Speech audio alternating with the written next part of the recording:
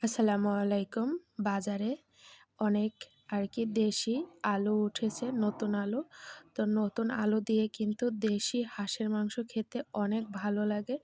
তো আসলে আমাদের বাসায় ওর বাবা বাচ্চার বাবা হাঁসের মাংস আলু দিয়ে খেতে বেশ পছন্দ করে। সেইজন্যই ২ টো হাঁস নিয়ে আসছে। তো একটা হাঁস আমি খুব সুন্দর করে পরিষ্কার করে কেটে ধুয়ে নিয়েছি।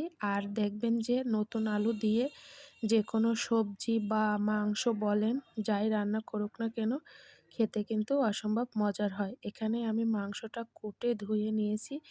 এরপরে আমি পেঁয়াজ কুচি দিয়েছি, হলুদ, মরিচ, লবণ দিয়ে কিছুক্ষণের জন্য একটু ঢেকে রাখছি। তো এরপরে আমি এখানে বাটা মসলা ব্যবহার করছি, আদা, রসুন, জিরা। আর সেই নতুন আলু দিয়ে দিয়েছি, সাথে কিন্তু আমি কলিজাটাও দিয়ে দিছি।